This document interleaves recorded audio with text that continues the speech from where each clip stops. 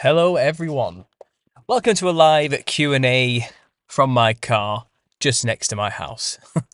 The wife has the kitchen tonight. She's busy baking away, making cookies for all the family, making up little boxes to give to everybody as a little gift here and there.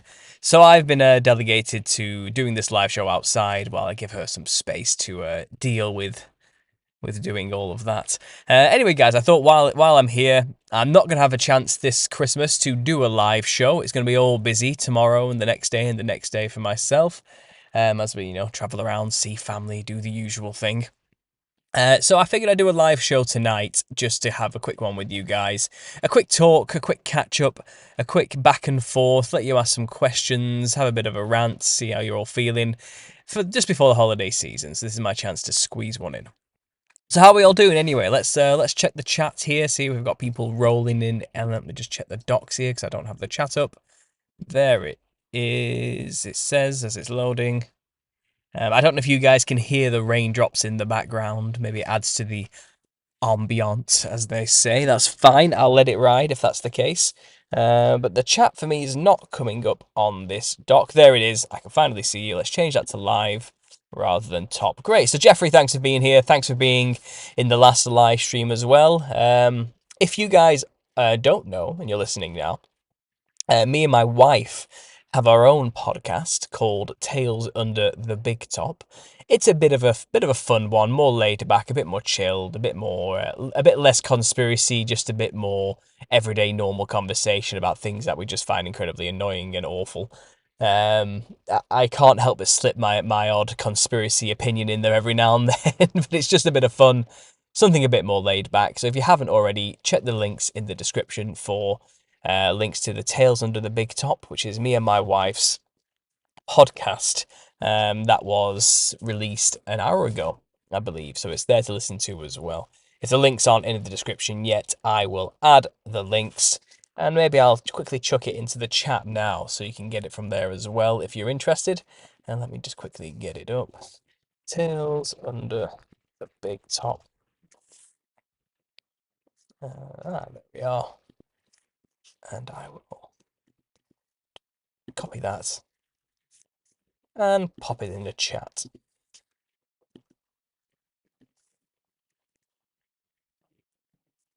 If it wants to send. There we go. Links in the live chat to go straight to the podcast that me and my wife do. If you're interested in something just a bit different, a bit more lighthearted, a bit more fun, but still dealing with terrible things that this world likes to throw at us. Let's put it that way. Anyway, guys, yeah, back to the chat. We've got Annette here who says, "One love all." Thanks for being here, Annette. Wendy, thanks for being here. Appreciate it. Amelia, great to see you. Crappy Computer 77T1 says, "I shared your channel with my friends. Great work." Well, thanks for sharing. I appreciate that. I'm glad you find some value in this. We got Max Attack says, "Hey Paul, mate. Hello back to you. I hope you're doing well." OG Mont, what's up, everyone? Not much. What's up with you? This is your chance to tell me how you're all feeling, what you've all been griping about, what's been in your minds. You know, if you got any questions you want to ask me, you want to get my opinion on anything, this is your chance just to ask a quick question. So yeah, go ahead. Jeffrey, howdy, Paul. Peace, love, and understanding and wisdom, says OG Mons. Fair enough. Can't go wrong with that, can you? Big Top convo today was fun like usual. Thanks, Wednesday. I'm glad you appreciated it. It's nice having you there. We got Jesus. Oropeza says, "I really have to poop." Well, that's great. Go for it. Each to their own. Them clown monsters. They were all created by somebody in the Telegram group who every now and then just dumps like 20 images he's generated using God only knows what type of prompts, and he just comes with these amazingly, incredibly intricate designed representations of Nephilim giants, as my theory dictates, and it's wonderful, and I can't thank him enough for that. I believe it's Robert who sent me those.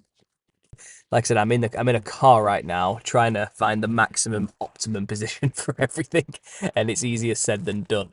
Believe me. Right, I think that's fine for now. I only say I'm going to move it because I am going to drink some green tea. I absolutely hate green tea.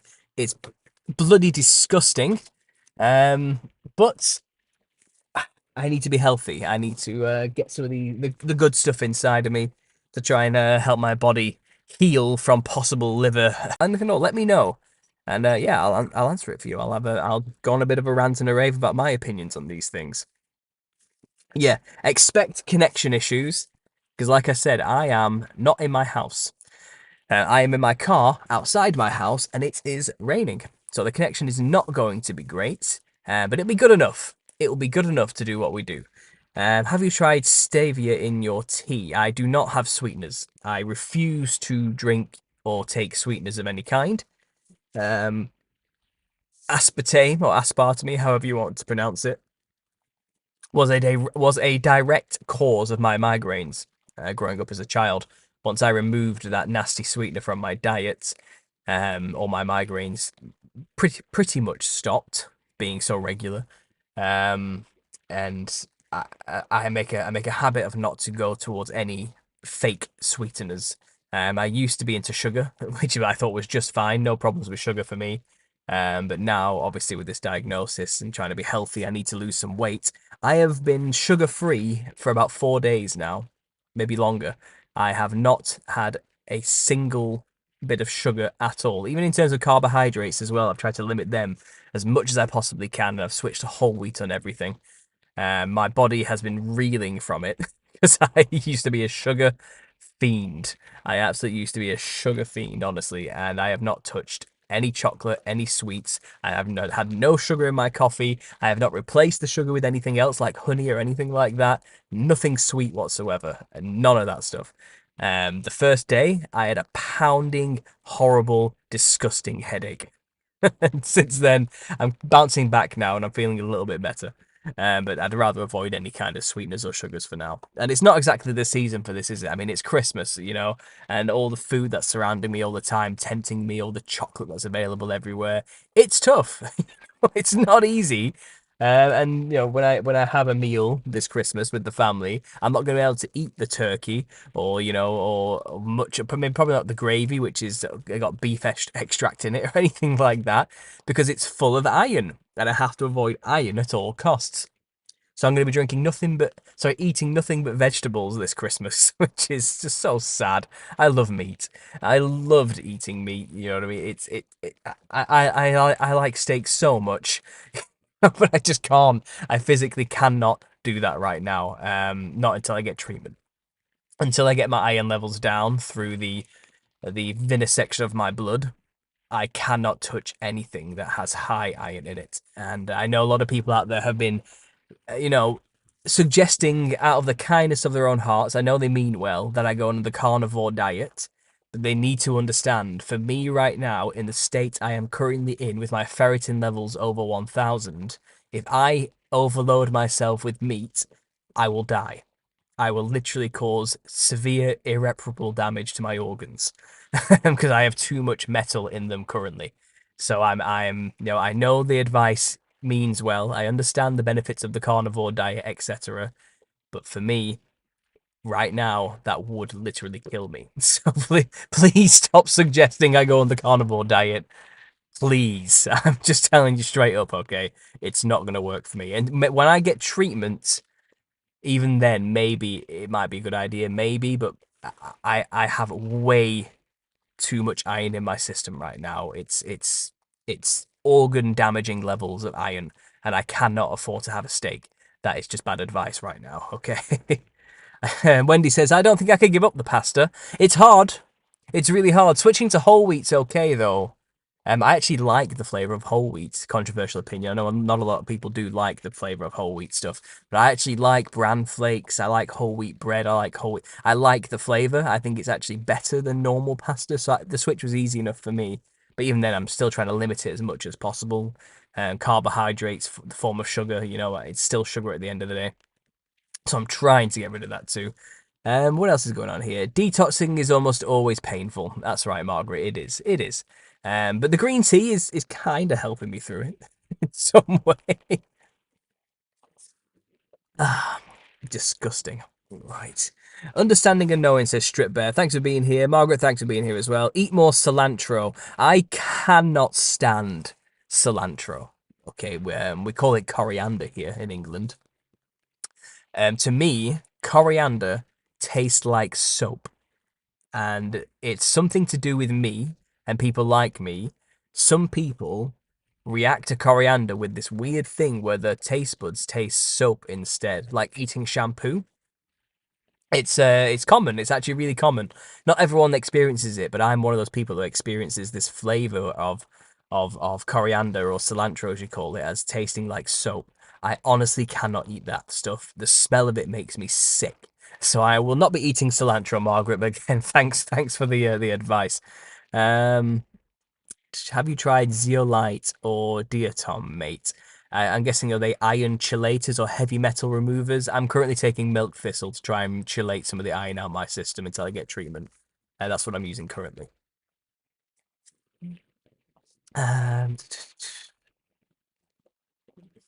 Diane Brown, I have the opposite problem. I am really anemic. Yeah, it's similar effects, to be honest. Anemia and extreme iron overload. She says, have to have regular B12 injections. I recently found out that vitamin C, caffeine, and alcohol impedes absorption of iron. Now, you see, what I've heard is vitamin C helps the absorption of iron. Right now, I've been told, do not have vitamin C with anything. Avoid it at all costs because it will make me absorb more iron. But caffeine actually inhibits it. Coffee actually stops you from absorbing iron, and so does milk, which is calcium, and so does tannins and oxidites, which are in green tea. They also stop you from absorbing iron as well. But vitamin C actually is good if you have anemia. If you're anemic, have vitamin C, and it'll help you absorb more iron. That's what I've read everywhere. Tried fasting. Yes, Ogfamel. I regularly intermittently fast. This is not a fasting issue. This is a genetic issue, unfortunately. Um, poor with this disgusting tea. Poor woe is me. Absolutely. I'm glad some people have some sympathy. Um, I used to hate cilantro too. It tasted like soap until I detoxed. You see, I am considering, getting into this whole parasite detox thing, and I know there's a lot of programming that has to be broken to trust taking certain things, like I'm pretty sure people say you should take borax, for example, which I'm pretty sure is a detergent. And as far as I've been taught, you shouldn't be eating detergents under any circumstance, all right? But people swear by it as a parasite cleanse. But I don't know. I need to look more into it. Maybe I need to go for soft cleanses rather than these hardcore drinking bleach type of cleanses. Um, I don't know enough about it, to be honest, but I am considering looking into it. Um, My wife's asking me, do I know where our candy eyes are? The ones I use for Halloween. That's a good question. I don't. I don't keep track of the candy eyes, unfortunately, so I'm afraid I'm not going to help you there. Um, I imagine they were with the Halloween stuff that was left over, all the candy. Um, but I'm pretty sure we binned all of that recently. Now I'm thinking about it, so maybe I don't know. I can't help you there. I'm sorry. Let me know. Yeah, Wendy's saying hi. That's my wife. Safe mate, it's Carl from your email inbox, by the way. And yeah, there are great metal and parasite detoxes. That's right, like the main detox I'm doing right now is I'm trying to chelate iron out of my system using milk thistle extract. And I think it's working. I mean, too much information, I know, but my urine's been extremely dark and cloudy since taking it. I think it's funneling out all the stuff, as it works. But it doesn't half make you feel sick when you take them after like an hour or two. It's rough on the body, but I think it's working. And since I've taken these steps and actions, huge dietary changes, and taking these chelators and anything I can to stop the absorption of iron, I am waking up in the morning feeling a little bit better, not as overloaded. Because you have to understand when you're overloaded with iron, your body it literally feels like your blood is poisoning you. You wake up in the morning and you can't move, you're paralyzed because your body's tingling with this pain everywhere. and it's because it's the blood running through your veins that hurts. It's really hard to explain. And then when you do get up, you feel nauseous and all your joints just feel disgusting. And my joints are terrible, right? I have the joints of a 70-year-old man. Okay, I'm only 31, but I can't bend down or fold my legs or even hold the phone up to my ear for long periods of time without, when I then undo the fold, like bring my arm down from my ear, my joint hurts on my elbow, like a lot. Or if I unfold my legs after sitting with them crossed, it aches like hell. And it's because I literally have iron particles in my joints grinding away at my cartilage right now. It's pure hell, and I cannot wait to get treatment. But these things I've done do seem to be helping a little bit. Um, but I really just need to get my blood drained. I cannot wait for the treatment. I've been raging at my doctors lately because I was referred to see a specialist on the 6th. A letter was sent from my doctor to a specialist saying he's got it, he needs treatment, can you see to him please? And then I call them up 2 days ago, and it turns out they never received the bloody letter. I am now like a month behind on this treatment. Not getting any better, only getting worse because the doctors are utterly incompetent through and through. It's becoming a nightmare. But I've got to stay positive and just drink my god awful green tea. Oh, gross. Anyway, keeping up with this working, would saunas benefit you? I've heard sweating does release iron from the body. I have heard that. But I don't know. I don't have access to a sauna really. I used to when I was a member of a gym years ago, but it's way too expensive to be a member of these days. So unfortunately, I just don't have access to something like that. Uh, Jeffrey got it. Tails is Keely. Right, yeah, yeah. Tails under the big top is my wife in the chat. That's our podcast name. She's using that account currently. Reading books don't make you smart, says Strip Bear. Let them bar. Okay, I'm not sure what that's about. Sheep must bar. Is that an attack on Christians, or is that attack on people who don't know the truth? It's an attack on somebody? Probably radiation EMF attacks. It's common. Yeah, maybe I am being attacked for saying too much truth. Maybe it's all about that. Who knows? Okay, so we're getting all holistic here. Oh, the thinking thing says, I had my first DMT experience about 4 to 5 years before the Joe Rogan talked about his experience, and I saw the exact same thing. Jesters giving the middle finger. What is the significance of the middle finger? You know what? I've never considered that. I've never considered what the middle finger actually means and why we do it as a swear or an insult. I'm not sure, but I find it interesting that your DMT experience naturally showed you a psychedelic fractaled realm filled with jester demons. And obviously my theory has made sense of those. The disembodied spirits of the Nephilim, naturally. The truth is unknown to babes, is what he's saying. Okay, fair enough. Do you think the Krampus is a Nephilim representation? Krampus is a faun, which is a Greek minion of Dionysus, funnily enough. Dionysus was a Greek god, a foreign god to the Greek pantheon. He comes from Northern Europe, primarily, down into the Mediterranean. But yeah, Dionysus was said to be a god who was the god of theatre, drunkenness, wine, fornication, partying, plays, actors, the patron saint of actors, things like that. But he was known basically for having this gang that followed him of Maenads and fauns or satyrs. And these fauns or Maenads were people who got caught under his spell, basically, got so intoxicated in the party that they kind of follow him around forever. And it's actually described that the people who join his little band of merry party goers end up turning into nymphs and satyrs. So they're humans who are being transformed into a hybrid human monster by a fallen angel called Dionysus. So it's actually a story of a particularly raucous fallen angel who really made his own little cult. But he played the same game of genetic engineering, and yeah, he also turned his followers into pan-like half-goat men satyr monsters. And this wild man example is a tradition all throughout Europe, and it obviously got bastardized and changed into Germany into Krampus. It's just another version from this old myth of these strange creatures that used to exist in a very ancient time. Likely the fauns and the pans and the satyrs are a product of Dionysus specifically. But it could, but obviously, I think a lot of people all over the earth in many countries were hybridizing themselves once upon a time, you know. Um, but there, the satyr seems to me like a link back to Dionysus, and it is a human hybrid creature who turned himself into a monster, likely. The Nephilim were giants. They were psychedelic looking, half serpent, half human looking giant things.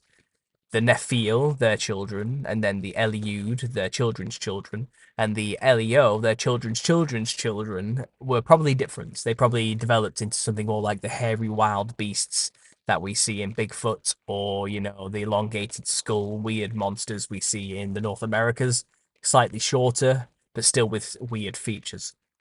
But the where you see a half human, half animal hybrid, we're dealing with hybridized humans, I believe. Humans who change themselves into something else. I think that's the source of all of that. And then obviously they've been kind of Christianized into some weird mythos or lore about them being representations of demons or devils in hell with pitchforks and stuff like that. But I don't think that's actually the truth of the matter. Though it's possible many of these satyrs, when they die physically, because they corrupted their body, they in turn corrupted their soul at the same time, and therefore got stuck on Earth when they died. Now, the spirit that was within them, well, it certainly wasn't the Holy Spirit, so I imagine that the spirit dissipated and left behind this monstrous soul stuck on Earth that has this hybridized, weird, half human, half animal chimera look, you know, and these are also demons alongside the disembodied spirits of the Nephilim specifically. So it's a trippy thing, you know. I'm theorizing here, I'm spitballing, but these are the stories I've read and the histories I've learned that I've made sense of, and I think this is what's happened. I think this is where all this comes from, you know. Um, yes, anyway, let's go back to the chat and see what you guys are saying. I went off on one there, which is what I like to do, and hopefully your questions will make me go off on them even more. So feel free to ask some questions, guys. Obviously the chat gets away from me a little bit, so I'm sorry if I miss it. Just keep asking the question, or maybe send a super chat to highlight it or something if you really want me to answer the question. I've just talk about the middle finger and the origins. I heard the middle finger came from the medieval times, where the British and French would cut each other's middle fingers off, as that was the finger used to release the arrow. That makes sense. Yeah, I've heard the archer one before as well. I thought that was more to do with the two fingers, the V maybe. You know, the sticking two fingers up at somebody. I thought it was more to do with that, but yeah, maybe it is the middle finger that releases the arrow. That makes sense. Possible. Chris Cubero says, Paul, have you ever read the Book of Jubilees? You mentioned not knowing who is the wife of Cain was kind of head tilting. Well, doesn't the Book of Jubilees and the Book of Adam and Eve say that he took a wife from his sister? Something like that. I'm not inclined to believe that that's the case. I don't know if the Book of Jubilees is canon necessarily, but it's certainly one interpretive history. Because there's many solutions to Cain's wife situation. Because Genesis doesn't say Cain took a wife of his sister. It doesn't say that, you know, and I think many people have been trying to answer that question ever since. Like I said, the Book of Lamech of Cain is Lamech, which I believe is like the fifth down from, or is it the seventh? No, it's the seventh from Cain. He's trying to figure out who Cain mated with. Even he doesn't know the answer, you know, and he's like, who did my great, great, great, great, great, great grandfather marry? to produce all these people exactly that are cursed with the mark of Cain? Who was it? You know, who did he intermingle with? Even he didn't have the answer. The answer isn't even given in that book. And if it was just as simple as, well, he took one of his sisters, then surely that would just be documented in that book, but it wasn't. So I don't know. You know, I don't know. I have read a lot of Jubilees. I haven't read the whole thing. I'm not gonna lie. Okay, it's one of those skim through it to try and find what I need to find type of situations. Um, but I have read maybe like the first 10 to 15 to 20 chapters, give or take. But it's a long book, you know, and I've had a lot of reading to do. But yeah, I've looked over the opening sections of it, and is that what it says in Jubilees? It says he took a wife of his sister or something like that. Um, because this is, I mean, the death tale of how Cain died differs slightly in, I think, in Jasher and then Jubilees, and then Enoch. Is it Enoch? I don't think Enoch talks about that actually. Um, yeah, it gets confusing because there are a lot of conflicting stories in each book, so which one's supposed to be the truth? You know what I mean? So you've got to take it all with a pinch of salt. Now, call me crazy. Okay, my thinking behind this is that I don't think God encourages incest. Okay, I don't think that is a thing. I don't think it's like, well, it was okay then and it's not okay now. I think God is the same forever. Okay, and I don't think incest was ever a good idea. Ever. All right. Even in the beginning, I think it still causes genetic issues and problems with God's creation when that starts happening, which is why the whole there was other people around explanation can kind of help us deal with the incest issue. All right, because even like in Jesus's times, it was seen as a problem. You know, incest was not a good thing. Why would it suddenly have been a good thing just in the beginning of time? And I don't like that solution of, well, you know, we just needed to populate the earth, so it was all right then for that moment. It's like, no, I don't think so. Like, I don't think it suddenly stopped being okay one day, which was never specified. I think it was never okay. So I don't think Cain married and slept with his own sister to populate his lineage. I don't think that's the case. It doesn't square. You can't square it, okay? Like I said, I'm pretty sure incest is wrong, and the law's written in our hearts. By the way, you know we know it's wrong, and I don't think God made any exceptions to that at any moment. So this is only why I say I don't think the whole sister marrying, kissing cousins thing was happening.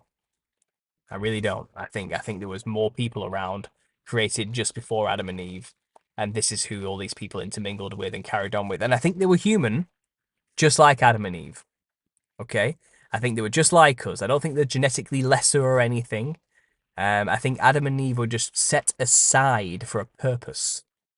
All right, I don't think doesn't make them genetically better than all the other humans, but they were treated mentally better. They were taught more things, if you get what I mean. They were groomed in a sense to be the king and queen over the earth.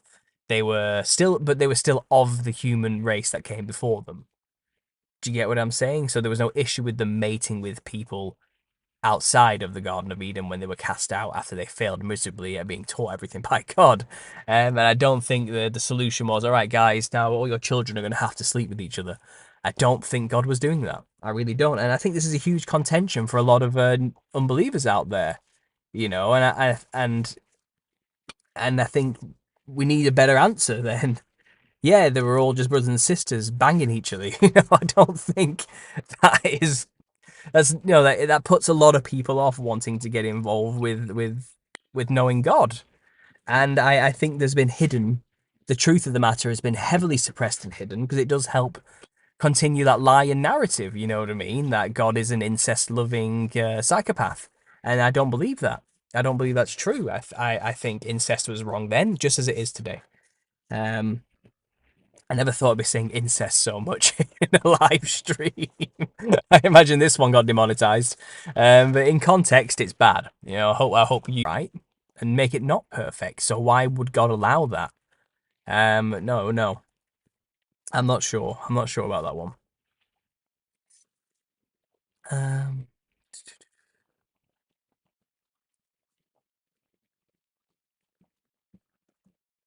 They took a big step forward with the culture celebrating the clowns. Okay, I missed me there. I'm not sure.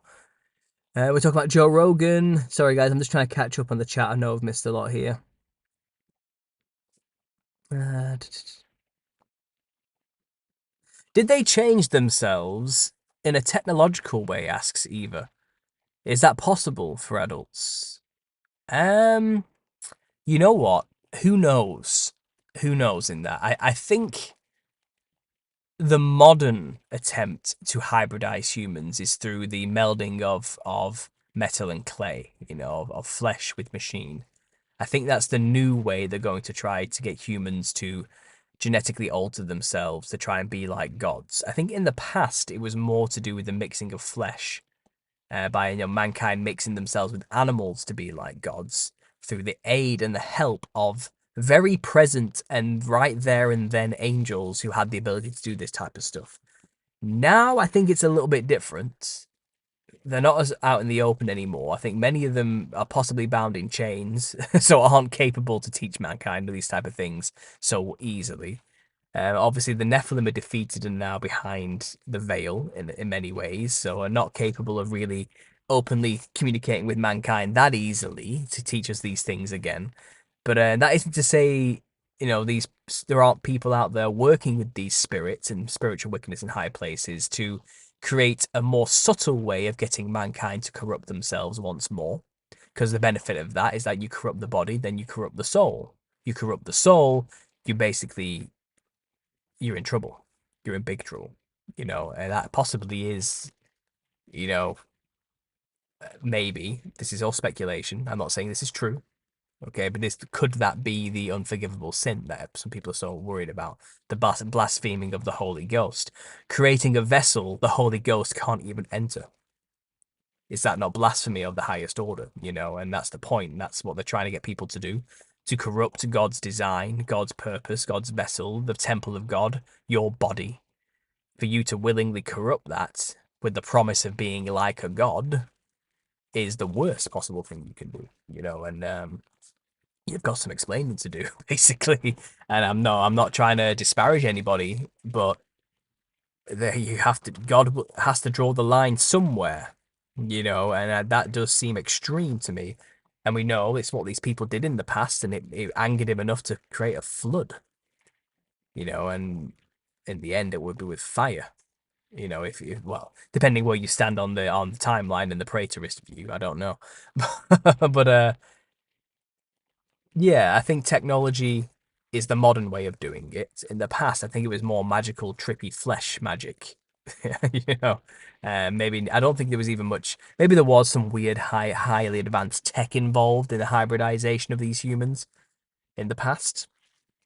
But from the tales and the myths and the legends, like the Greek one I was telling you about Dionysus earlier and his fauns and maenads, it seems like it was more just they say it and therefore it happens situation. Like these angels had reality melding, melting, molding, changing properties.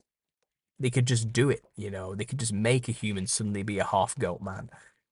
Quite easily, they could manipulate the molecules at a subatomic level just with their thoughts, and they could, if they could grant wishes, you know, and if a human came to them with the right sacrifice and wished to be a Superman, and then, I imagine some of these gods, as they position themselves to be, these fallen angels, could just snap their fingers and so be it, and suddenly that human just turns into a half bull man or a dog wolf man or something, I think it was literally like that, like a genie granting wishes for a lot of it. I think it was a very psychedelically trippy, fleshy, spiritually charged time.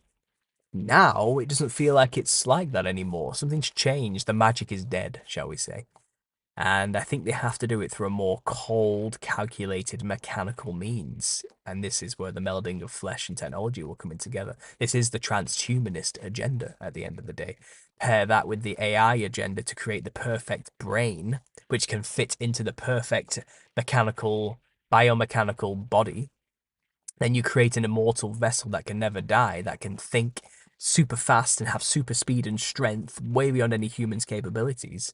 And then you promise the humans if you just put your consciousness in this thing, you can be like a god. It seems like the same old promise, the same old lie, just with a new shiny chrome veneer, But in the past, in the ancient antediluvian past, I don't feel like it was as mechanical or technologically charged. I think the technology was very different to us now. It was more to do with energy flow. I know that's what we do today with electricity. I'm not stupid, but I mean, the way they did it, it was literally like controlling the energy within the ether. It was a bit more hippie and woo-wooey and like, um, you know, mental rather than physical. And I think it was a lot more about using your own chi to focus the energies rather than getting a copper wire through an insulated tube and connecting it with solder to one thing to another like we do today. I think it was a completely different way of doing it back then that was more loosey-goosey, magical type ways. Ways that are just lost to us, massively lost to us.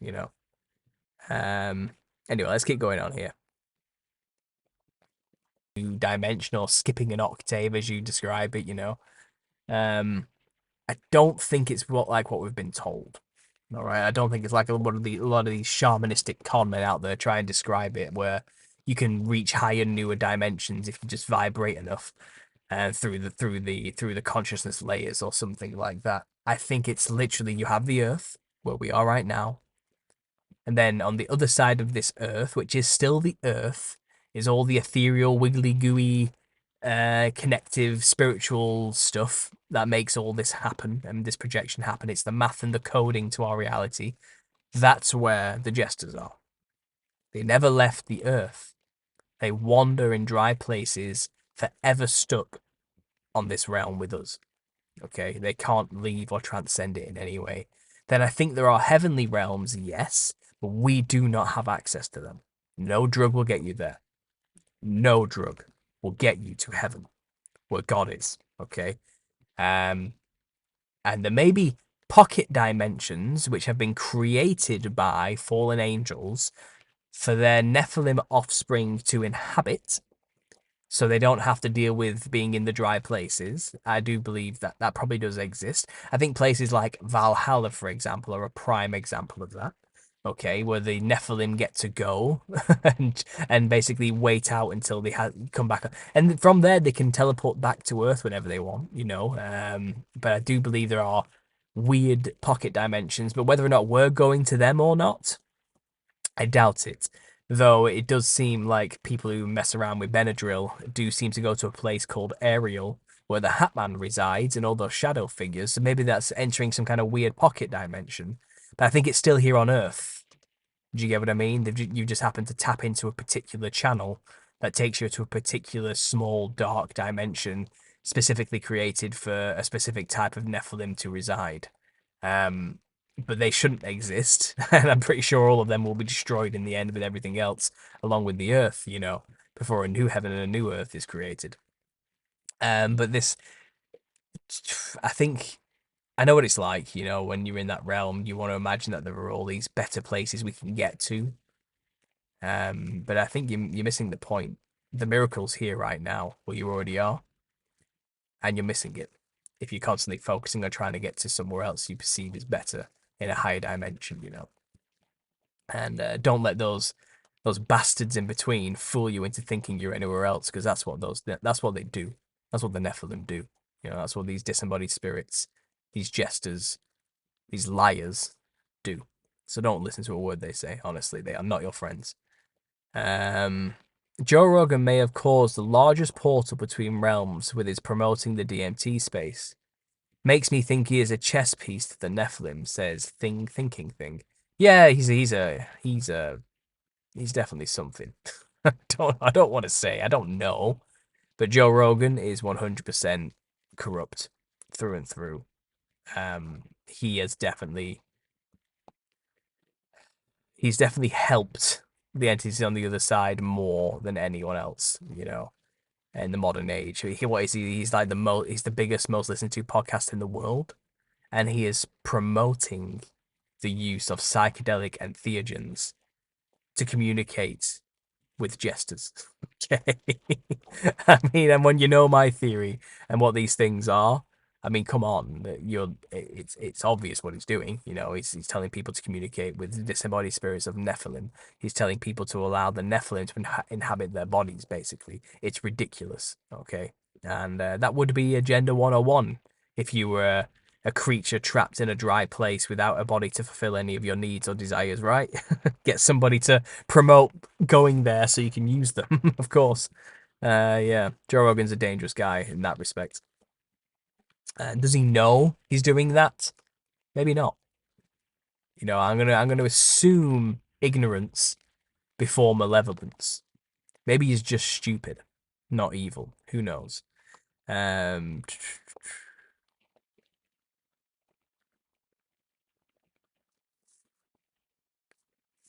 uh, John Knight. Do you know anything about Hermes Trismegistus? He was a Nephilim. Was he a Nephilim? Hermes three times, as it's known, is three different characters all throughout three different periods of history. He was also known as Thoth, wasn't he? Um, and people argue was the original Hermes Trismegistus Enoch of Cain, not the good Enoch, not the Enoch of Seth, not the Enoch that was taken to heaven and interceded on behalf of the Nephilim, but Enoch, who Cain named the first city after. Enoch, the one who created all the mysticisms and occulted all the seven sacred sciences onto tablets. Enoch, the one who basically created all the state religions for the Nephilim era during the pre-flood world. It's likely the first Hermes was Enoch. And then after the flood, the Enochian wisdoms were uncovered on the tablets, which were put into 7 vaults, I believe, or 9 vaults. And somebody, some character, took on the role of the second Hermes just after the flood and became the confidant and the main wizard for Babylon, you know, for Nimrod basically. And it couldn't be possible it was through the knowledge uncovered on those tablets which Enoch the first, the bad Enoch, you know, Enoch of Cain, occulted onto the tablets. Was it that knowledge that was used for Nimrod to turn himself into a Gibberine, to Nephilimify himself, you know? And that further created and spread the corruption after the flood of the Nephilim once more. It's possible. And then obviously there's Thoth after that in the Egyptian religion later down the line, who's also had very similar hermetic knowledge, you know, of transcendence and the nature of reality in the universe type of thing. So I believe Hermes was 3 people. I think they were humans who used the knowledge to their own advantage. I'm not sure they were Nephilim, though they definitely worked with or promoted the same ideology that the Nephilim were promoting. So I think it was all part of the same system, but I don't know if they were Nephilim themselves.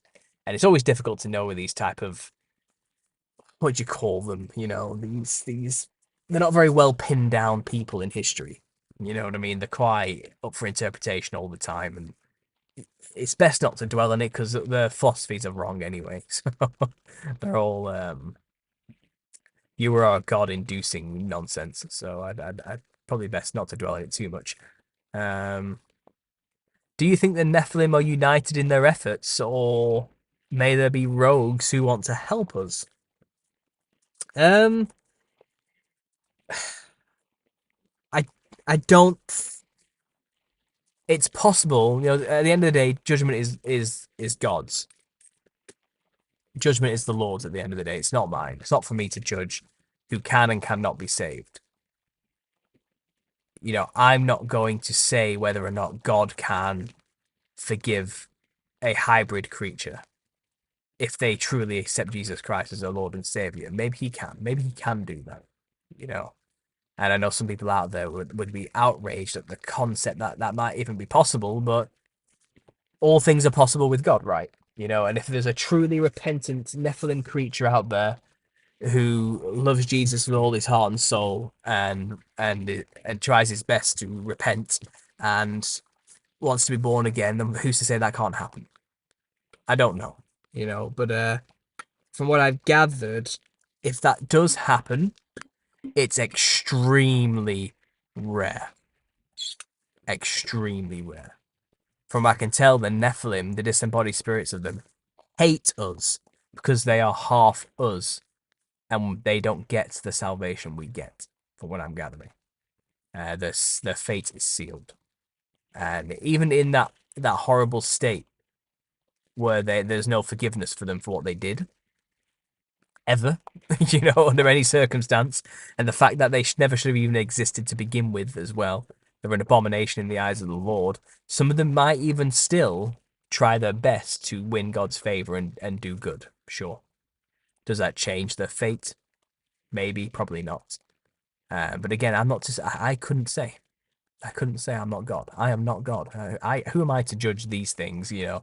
Um, Judging by their actions that are historically documented and how these things subjugated humanity and ate them and gave into their own pride and hubris all the time. I find it highly unlikely. And how they, and they still work against us now.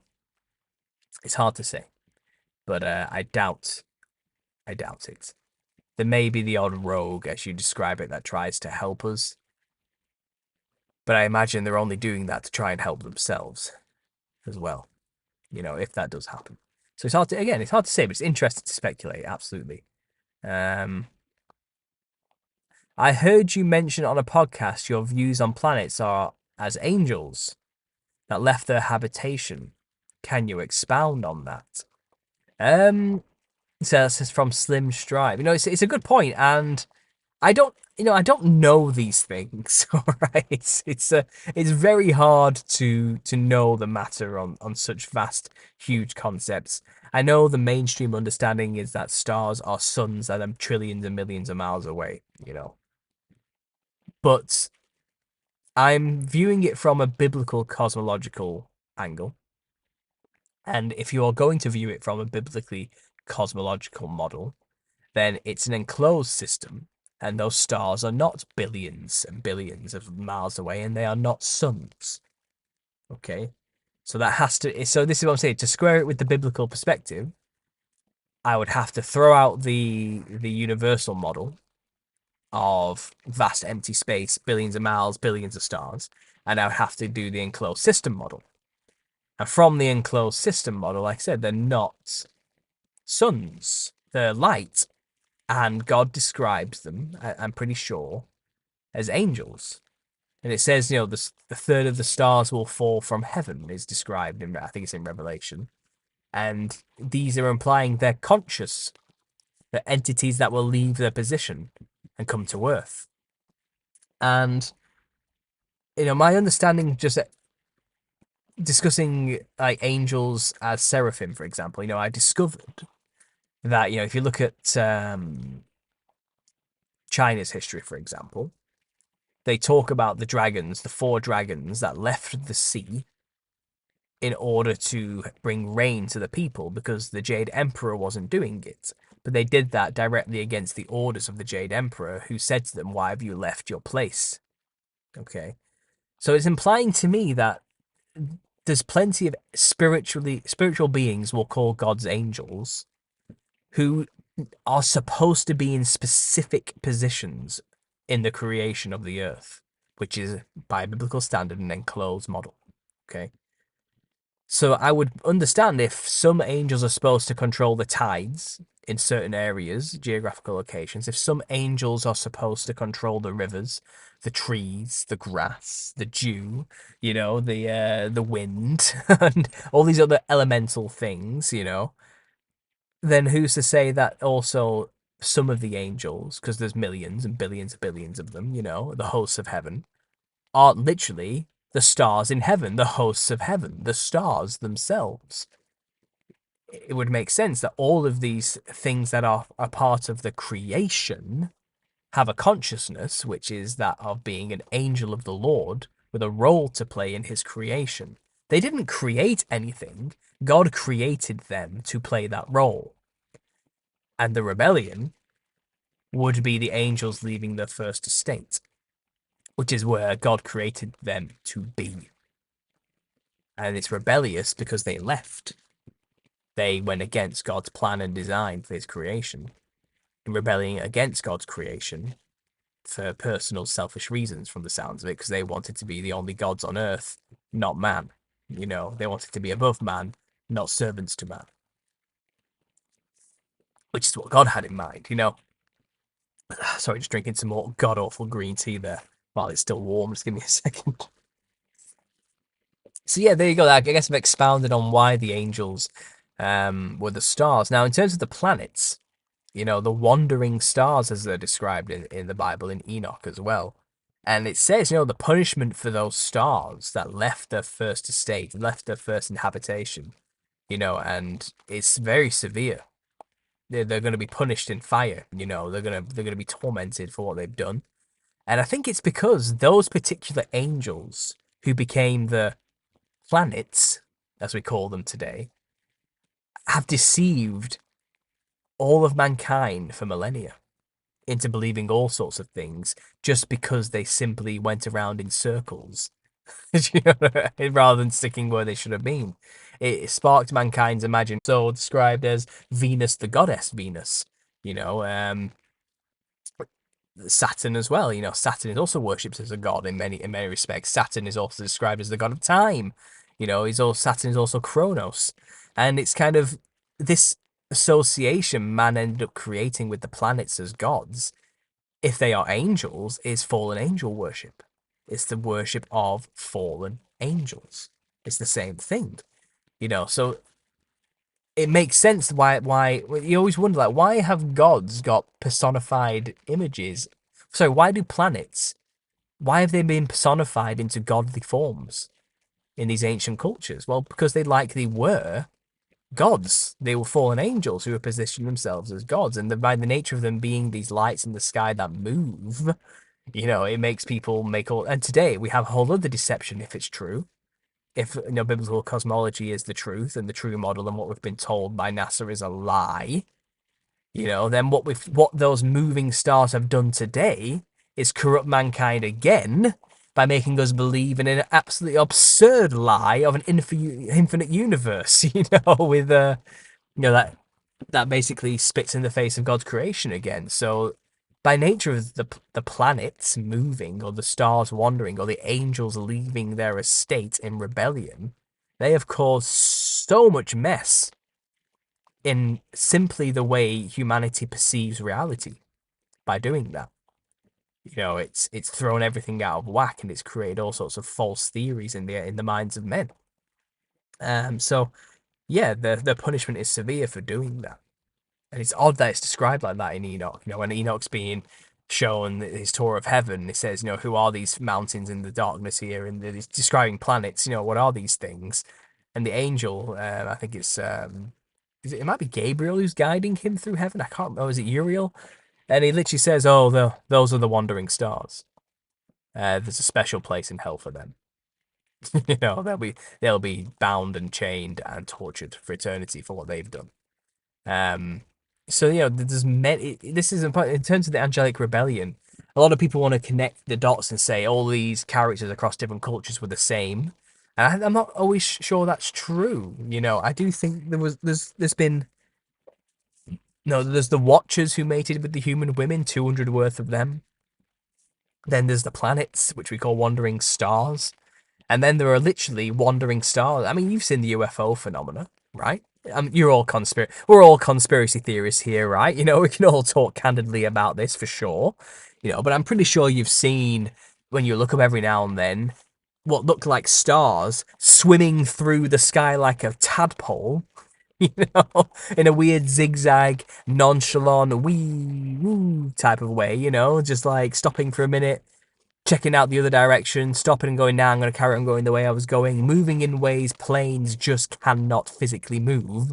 And I'm not talking about a helicopter here. I'm talking about a clear star swimming in the sky like an animal, like a fish. We've all seen them, right? Because we're paying attention.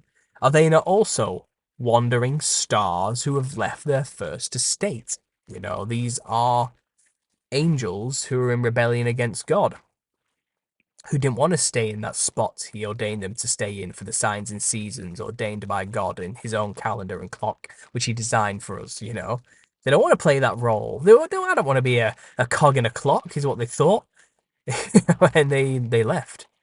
And they've been messing with us ever since. So I don't know. You got to be careful. This is why, like I said, following the stars to divine your future, for example, all this type of stuff, and and coming up with astro-theological explanations for the truth of Christ. You can't trust any of that if this is true, because there are literally stars in heaven purposefully positioning themselves in places that go against God's design to deceive mankind. So they could make it look like Christ was just an astro-theological symbol, if that's the case.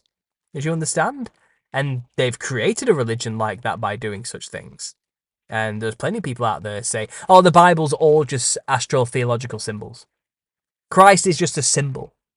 Is an astro-theological symbol for the movement of the planets. Jesus is just the sun, you know. And it's kind of, well, yeah, I can imagine why people will come up with that kind of nonsense if our sky is fully messed up and designed to make mankind think that way. I can believe that, you know.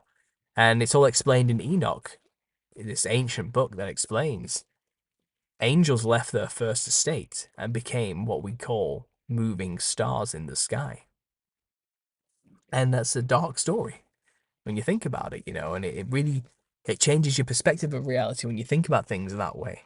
And don't forget, all the angels that rebelled weren't necessarily just the stars in heaven. It was those who were in the sea, or in the grass, or in the ground, or in the mountains, or in the trees, or in the rain, or in the wind, or in the clouds.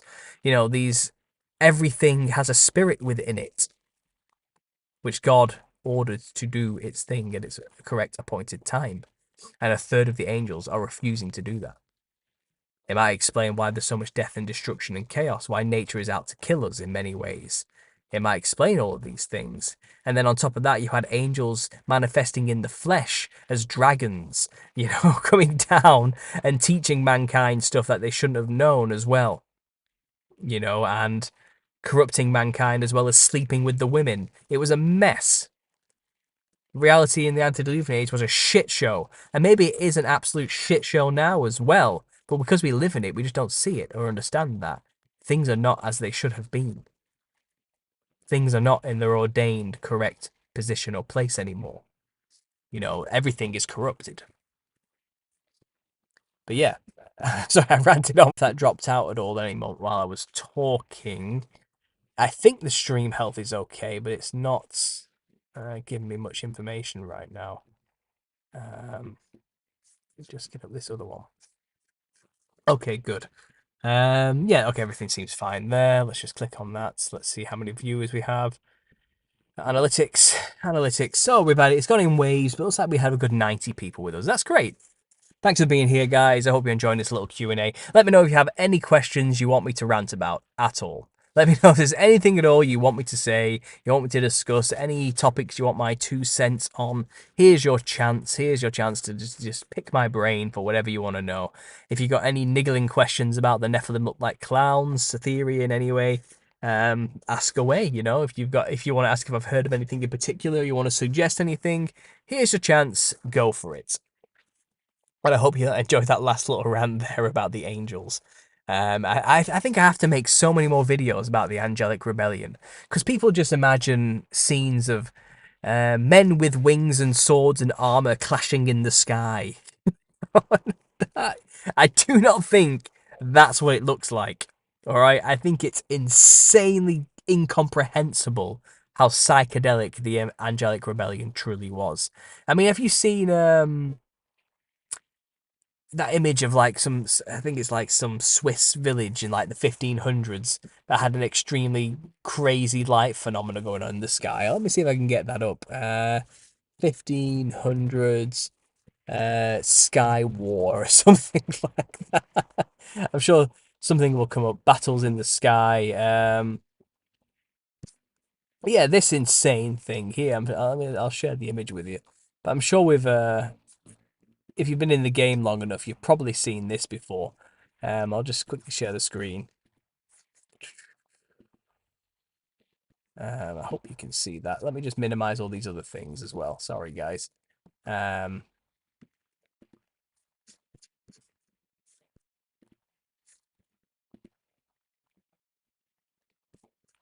yeah, I don't know why. Okay, it's definitely broke. um, sorry guys, I know it's definitely broken because all you can currently see is things I minimized ages ago and got rid of.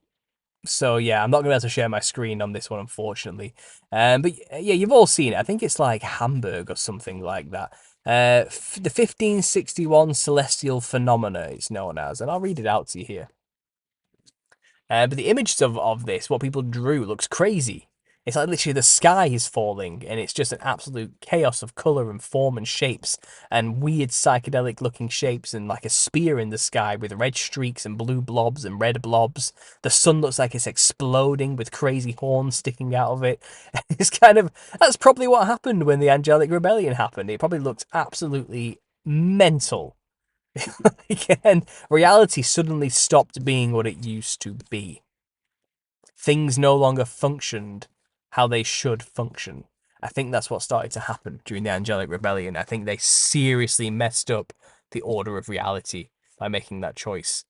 And maybe in many ways, that's why we do have to resort now to really crude, brutish forms of energy harvesting through technology. You know what I mean?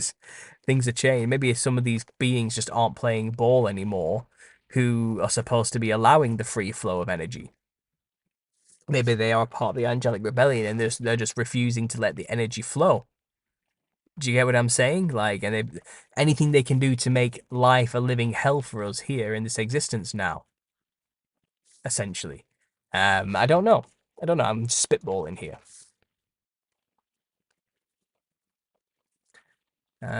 Clutch Finesse. In response to Clutch Finesse, AW says, "For if God spared not the angels that sinned, but cast them down to hell and delivered them into the chains of darkness to be reserved unto judgment." Yeah. Uh, talking about divination there and how it's a problem.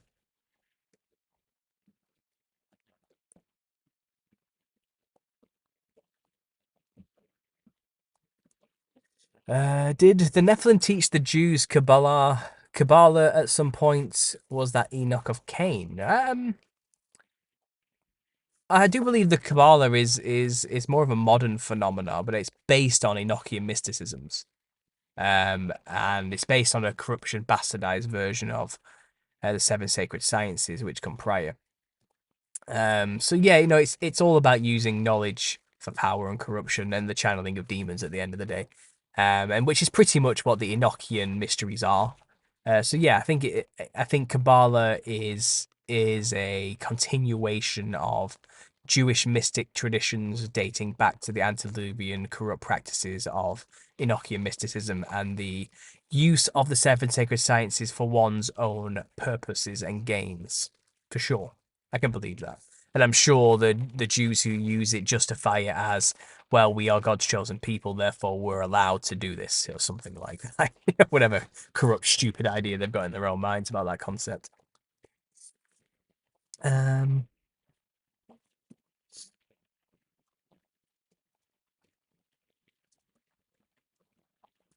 Logic is asking, I would be interested to see your thoughts on the possible connection or cooperation between the quote unquote let's say SOS, and the Nephilim. Um, they are definitely working together today, certainly.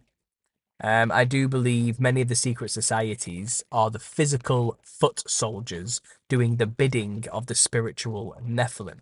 But even then, the spiritual Nephilim are only doing the bidding of their fathers, the fallen angels in heaven. Well, in the heavenly realms or in the high places. They're probably still on Earth, to be honest, but they might even just be chilling up in the sky for all I know, or some weird place on Earth. But they're in communication with their children who are dead, who are these disembodied spirits of the Nephilim, for sure.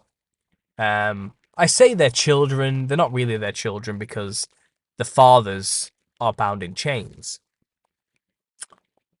Unless we are in the post-millennial reign.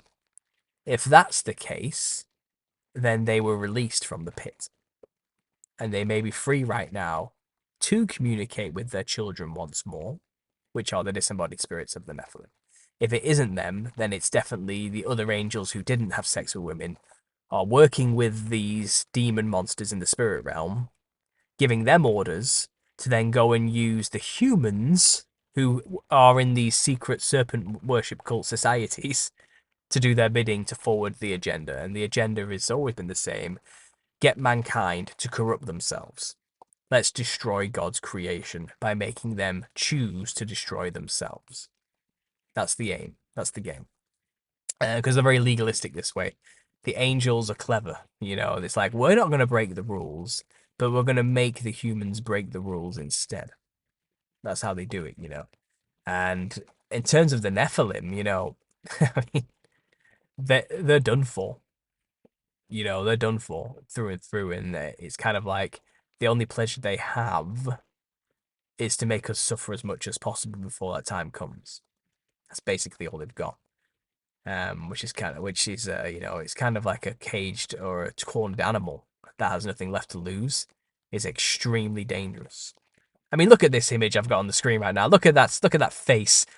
That looks like a face of a creature that's been tormented for an eternity in a psychedelic fractal realm it can't escape from, and has utterly lost its mind to rage, lunacy, and anger. That grimace is not a grimace of joy. It's a grimace of pain and the lust to cause pain. That's what these things are like. They're the brutal monsters. But all authority given to us over them in Christ. They're a defeated enemy. They're actually weak as long as you are armed with the full armor of God. Never forget that core message. I know I talk a lot of doom and gloom about how evil this all is. But the point is, it's more of a know your enemy situation and know the weapons that we can use against them. We have Jesus. Jesus in all authority given to us through him. We can crush their heads. They can bruise our heel, sure, but we will crush their heads as long as we take up arms and get God on our side. Full armor of God, At the end of the day, and with the Holy Spirit within us, they can't inhabit us. They can attempt to oppress us from the outside, and they do. They get other people to do horrible things to us. That's where the oppression comes into it. I think a lot of people get confused actually about, how demonic possession and oppression works. I think originally, if you're unsaved, an unsaved sinner who's constantly doing hedonistic things that are detrimental to your own health but pleasurable, you're probably possessed. If you're doing things you shouldn't be doing, but you keep doing them compulsively anyway and you can't stop, that's likely possession. Because the thing you're doing that's killing you, that you can't seem to stop doing, is what the demon wants you to do. Because the demon is experiencing the pleasure your body feels because it's using your senses in that current moment. It's kind of like locked itself into your fingertips, your taste buds, your smells, your olfactory system, your sight, everything, all your nerve endings. It's kind of plugged itself into that. And when your neurons fire, it gets a thrill from it. It gets a feeling. It gets a sensation of pleasure from whatever you're doing to yourself, be it sex, drugs, alcohol, TV, pornography, whatever it is, whatever that vice is that gets your serotonin levels flooding and those dopamine hits kicking in. Gambling is another one, whatever it is. There's probably a demon compulsively making you do that because it is after the pleasure. It wants the thrill that your body feels. It's living vicariously through your senses. That's possession. It's ideal for the demon for you to never know that that's what's happening. As long as you believe it's your failure that's making it happen, it's your addiction and your weakness that makes you keep going back, and you never question why you have these compulsions, it's doing a good job. Because as long as you don't know it's there, you will never get rid of it. Do you understand? So that's possession. Now, oppression is a little bit different. Oppression is something Christians suffer from. Because once a Christian gets saved and filled with the Holy Spirit, that demon's kicked out. There's no room for both of them in there. Once you have the Holy Spirit and you maintain it, and you feed it with the word of God, basically, and keep it strong, keep your faith, the demon can't inhabit you anymore. So what it will do is it will send other people it possesses to come at you. It will make your life hell. It will make your bosses hate you, treat you, bully you, possibly fire you. It'll make your best friends turn against you, judge you, put you down, belittle you, tell you you're not good enough as you try and quit all these things because they're still addicted and you're making them look bad in comparison, right? Because why are you giving up smoking while I'm still here? What, you think you're better than me? And they'll say that kind of stuff to you and they'll treat you like shit because of it. And they'll try and encourage you to keep smoking rather than helping you quit those things. Whatever the addiction is, smoking's just that one example I'm using right now, but we all have our own vices which our friends are still addicted to. And they certainly aren't happy that you gave up. Well, the demon within them will accuse you of those type of things and put you down and make you feel like you're inadequate and useless and pathetic for doing such a thing. You're weak, as if you're giving up. Only weak people give up. That type of thing. And sometimes it'll send random strangers into your life just to make your life a living hell that will drain you of all your energy from the outside, externally. People who will never shut up, people who will only be a net drain on you forever. They do that type of thing. That's oppression. It's where they send agents of the Matrix at you. If you want to use a Gnostic Matrix analogy.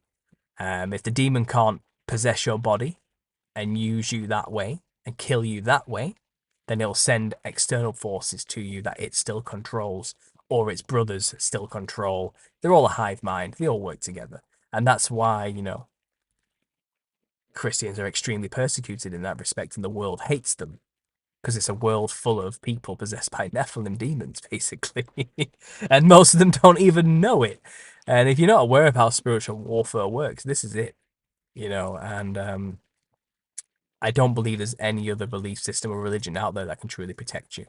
I think there are a lot of false beliefs out there that make you think if you do the right rituals and the right mantras at the right time and burn enough sage and put enough salt down here and there and pray to the right idol, then you will also be protected from the demons. I think the demons play a game where they pretend it works for a little bit and then they come back 10 times worse later on because it never really worked to begin with.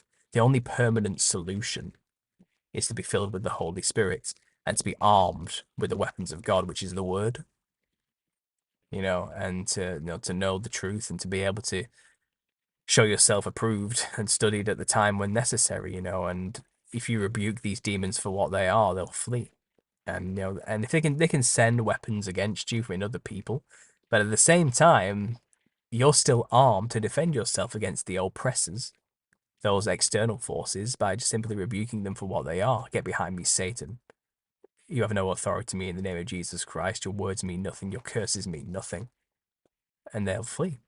And those people, I've seen examples where people who are demonically possessed coming after those they want to oppress. You've seen videos of people just rebuking them in the name of Jesus Christ, and they just shut up and get on with it and move out of the way and stop talking to the person. And that individual who doesn't know that they're possessed will probably think, oh God, another Christian, I can't be bothered talking to him, and we'll just leave.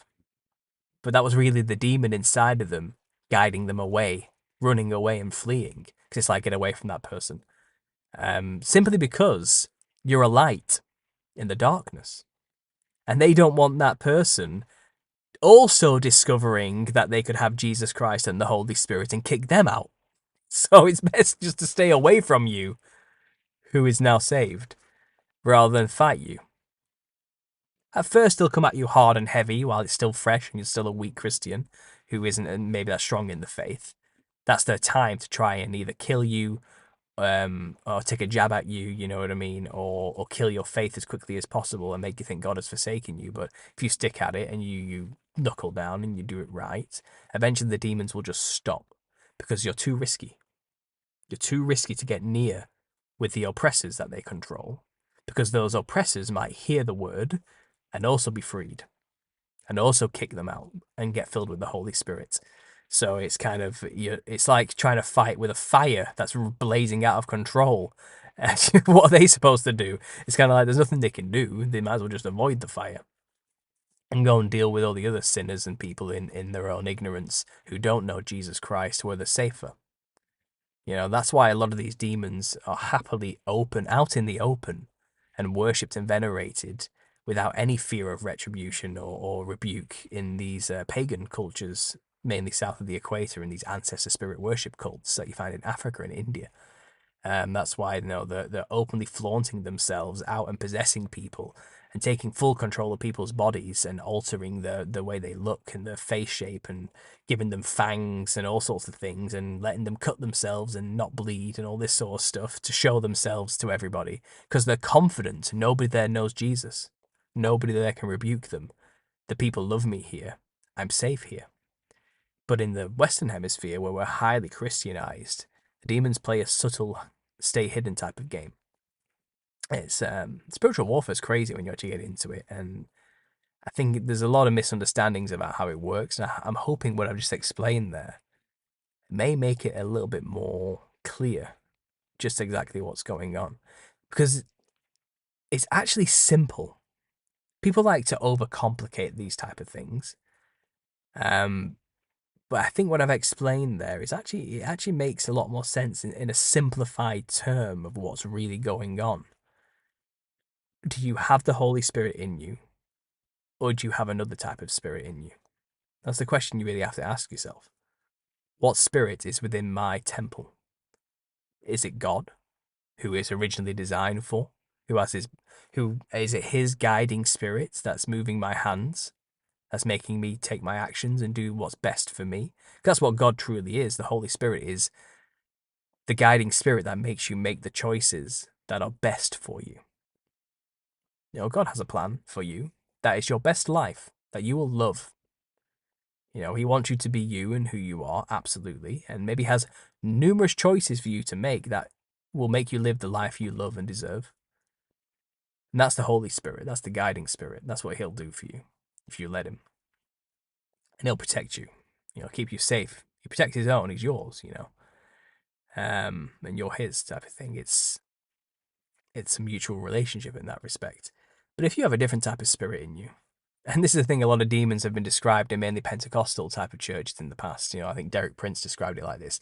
But demons are described as personalities or as things, as types of ways of being, like the spirit of pride or the spirit of lust or the spirit of nail biting. I don't know. just it could be anything. You know what I mean? The spirit of anger or the spirit of jealousy, and that's what demons are. Demons are spirits that represent emotions in humans, type of thing. And I think I think they are literally conscious entities with their own thoughts and feelings, but they can make you manifest horrible things like rage, jealousy, anger, and pride. So I think there's a bit of a misunderstanding there. Again, I think they're trying to, because I think people with the lack of knowledge of the Nephilim history turn to those type of solutions, like it's the spirit of pride or the spirit of anger. But it's not. It's a conscious entity that once walked the earth with a personality. You know, more than just one angle of a personality, more than just, they aren't nothing but lust. They also have other desires, wants, and needs and thoughts as well, you know. But maybe certain demons, their particular sin was always angled towards one particular thing, like bloodlust and rage or something, or like I say, extreme lust and perversion. So it's possibly that was going on, but I do believe they were once physical beings with thoughts and a life, seen as gods, worshipped as gods. They were giants, you know. So yeah, I've ranted on a little bit there. I'm not even sure what the question was that set me off on that one, but I hope you enjoyed that. What else is going on, guys, in the chat? Let's see what else we got. Drunk Wedding Photographer, thanks for being here. Fun podcast, which is separate from this one. Sorry, I felt the internet just dropped out there. Yeah, me and my wife have our own little podcast called Tales Under the Big Top. I will put the link into the description down below in this video. I don't think I've added it right now. But it's not quite like my channel. It's a bit more tame. It's not as conspiracy orientated, but we do go through outrageous stories in the news, and we rant and rave about things that just annoy us. You know, so if you want a bit of extra, something a bit more light-hearted, something a bit more fun and a bit more loose, maybe not so dark and dreary and gloomy all the time, maybe go check out that podcast, Tales Under the Big Top. I'll put the link in the description. The link is at the beginning of this chat. If you're not listening to this live, you can scroll all the way back to the top of the group chat and you'll find I put the link there as well. But we have just released episode 4, which is an hour-long rant about why we believe teaching your kids about Santa Claus is stupid, and how we refuse to lie to our children about Santa Claus, and the backlash many parents face by making that choice to not lie to their child about a man who breaks into our house and leaves them presents. So that's what the last episode was about. Go and check that out if you haven't otherwise, guys. Just a bit extra there. It's only just started. Me and my wife, we're not professional podcasters, you know, but it's a bit of fun if you haven't watched it already. So go check that out, guys. It says there, you're back, Paul. I'm not even sure when I left. I don't even know when the connection dropped. And I'm sorry, guys, if it did. It tends to, once the video's not live, it tends to correct itself and all that missing audio randomly appears. So I do think it's been recorded somewhere and backed up and then reinserted afterwards. So I'm sorry if it's cut out in the live show, guys, but it should come back if you want to re-listen to this tomorrow or something like that. But yeah, guys, I was talking about a lot of stuff there to do with demons and spiritual warfare. I hope it kept it all, because I think I might take that clip and maybe just put it as a separate video, because I said a lot of stuff, you know, which I think needs to be known. Wendy's just posted in the chat there the link to me and my wife's podcast, Tales Under the Big Top. And again, we talk about all sorts of things on there, but it's not necessarily conspiracy related. Taper your expectations. It is not an Understanding Conspiracy 2.0. It's a different type of channel. It's a bit more grounded in reality, I would say, and it's a bit more fun. Okay, so go check that out if you haven't already, guys. Playmat38 says, I always thought my parents lied to me. It hurt my feelings. Tell me the truth. Don't lie about Santa and presents. Exactly, Playmat. And that's what the last episode me and my wife discusses about. It's traumatic for a child to discover that the people they should have trusted most in the world have been lying to them for their entire life. And not only lying to them about the one thing, but compounding lies on top of more lies. And whenever they asked questions about, well, you know, why does Santa have the same wrapping paper as we do, they come up with a new lie to cover the original lie, and it just gets ridiculous. And then when the kid finally finds out that their parents have been lying to them for so long, what's that kid supposed to do? How's that kid supposed to react then, you know? Like, my parents lied to me. How can I ever trust them ever again? You know, I don't know what's true and what isn't, and I can't rely on my parents to tell me the truth. You know, it's devastating to a child's mind, and we just take it for granted. I think a lot of people don't realize that just how detrimental it truly must be to a child's mind to discover their parents are untrustworthy liars, and I'm not doing that to my child. So yeah. Damn YouTube not giving me your notifications. Yeah, I'm a bit of a shadow banned channel, you know, not getting too edgy there. But yeah, so a lot of my videos do get suppressed, and a lot of people do not get told that I'm releasing a video. So I'm sorry if that's happened to you guys. On the bright side, you might not know this, but I actually got a strike on my channel 3 months ago. I discussed a huge no topic, which I'm not even going to mention the words of, because simply mentioning the words involved with this topic will get you a strike instantly, okay? I'll give you a clue. It was about the fear around October the 13th, okay? I'll give you a clue on that one. But other than that, I basically made a video talking about it, which is on Patreon, by the way. You can watch the whole thing on Patreon if you remember. And I uploaded it to YouTube, but it was still hidden. It was still private. It wasn't listed anywhere yet. I hadn't done anything with the video. All I had done is simply uploaded it to my page, and I hadn't released it for public viewing, and I got a strike before I'd even released it to public viewing. All right. And what I had to do, I had to take an online course run by YouTube, which basically made me click the correct narrative answer on all the things surrounding this topic. The official narrative's answer, I had to click that I understood that this is the truth, and these other crazy conspiracy theorist ideas around this topic are false. And as long as I ticked that I understood the truth on these like 10 questions, my strike will get taken away in 3 months. Well, guess what? 3 months passed on the 15th and my strike has just gone. So there you go. If I had got another strike on that particular topic, I would have been banned permanently. That's how YouTube rolls. So yeah, it's a dangerous game, guys. Constant demonetization, constant fear of being banned, constantly being accused of doing things that you're not doing. Is and not YouTube does not take things in context. It's simply mentioning the word will get you in trouble. Never mind if you're pro or against that particular thing. They don't care. Just saying it is a problem. But yeah, my strike's gone. So a bit of update there, a bit of news for you guys. I've lost my slap on the wrist. It's vanished, which is great. Jana Nicole, thanks for the donation there, 20 Canadian dollars. Do you think the Nag Hammadi codices explain a possible pre-Adamic angelic incursion? If you're familiar with the fallen goddess story. Well, me and Gary Wayne were actually talking about ancient Indian and Hindu histories.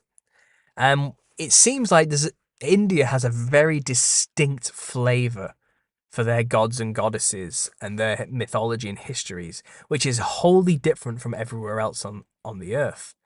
And we think it's because most of the histories of India are discussing a really ancient time before humans. Okay, so we're talking about pre-Adamic angelic incursion. I think Indian history in the Vedic text, and this ancient time, are talking about a time when the gods warred with each other.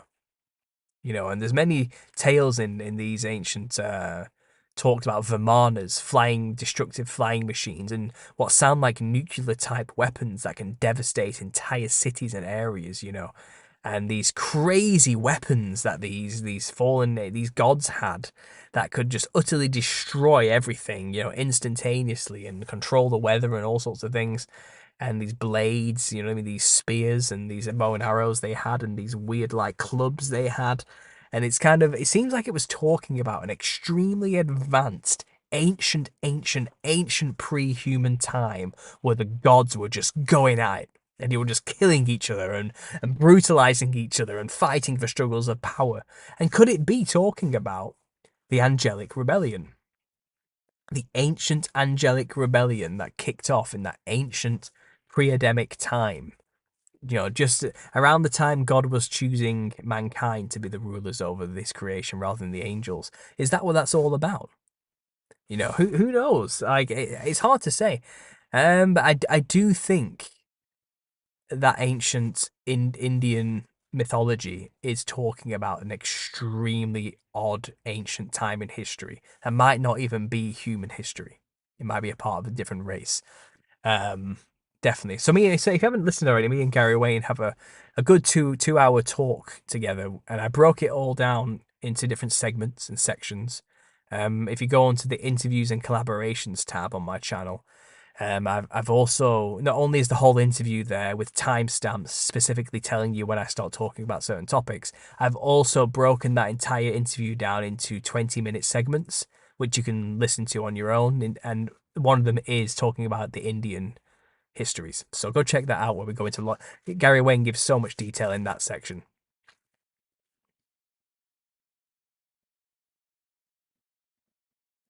Oh, the Nag Hammadi, they're not Vedic. They are the roots of Gnosticism. They worship the fallen gods Sophia and Lucifer. I'm sorry, I must have missed it then. I thought the Nag Hammadi texts were of Indian descent, but are they not of the same philosophy though? They're not of the Eastern mysticisms. Or am I thinking of something completely different there? Sorry if my ignorance came through on that one. Yeah, all right, fair enough. Go check out Indian history anyway. It's still interesting. In terms of the roots of Gnosticism, I mean, a lot of it is just the idea of Yaldabaoth. Most Gnostic worldviews. And again, it is the worship of Lucifer as the light bringer, the light bearer, the true God of this realm. And what we call God, the Abrahamic God, is like a parasite that's taken over the machine. And he's locked our consciousnesses into a meat prison world, which we need to escape from. And the grand architect of the universe, which is described as basically Lucifer, or knowledge, which is Sophia is the epitome of the personification of knowledge, will free you from the flesh prisons in death, which has been created as a prison by the evil Yaldabaoth, the lion-headed snake god. Okay. It's all bollocks.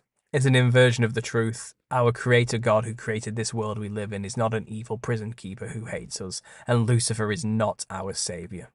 And it's just cringy. It's all like, ooh, you're so smart because you're a Gnostic. You're so much smarter than everybody else. With all this knowledge, you're definitely going to save yourself. That's the promise of Gnosticism. And it's all just a lot of nonsense. It's cringy nonsense as well. I just cringe when I hear these Gnostics go on and on and on about all these word salad consciousness nonsense, alchemical, hermetic, whatever you want to call it, bullshit. Thinking they're being really, really, really intelligent. It's not. It's just cringy. It's sad, is what it is. Sophia in their story creates Yaldabaoth. So is that like the negative feminine creating a negative masculine in order to keep us trapped within some kind of black and white yin yang endless cycle loop of our soul or something like that? Is that what they're coming up with there in the Nag Hammadi? I don't know. I'm just guessing and spitballing, but I bet that's what it was because I know what these people are like. It's always the duality is the trap. We need to escape duality, blah blah blah blah blah. And it's kind of, well, without duality there wouldn't be a embodied form or creation. Everything has two halves if you want it to exist in a real embodied form. Every left side has a right side, every up has a down. It's impossible to not have it that way. There's two sides to every coin, and it has to be. Sophia created him out of ignorance, whatever. I don't know.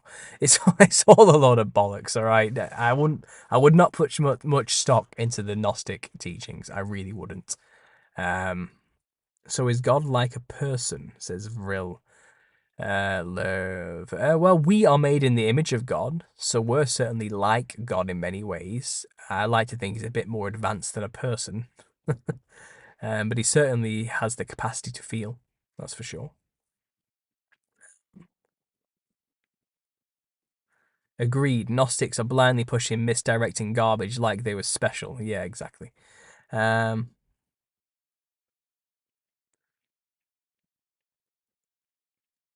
the documents are apologetics for disobedience to God, essentially, says Jana. Yeah. The creator is pure spirit. Yeah, I wouldn't like to personify God. I think we're told not to make any graven image of God for that reason.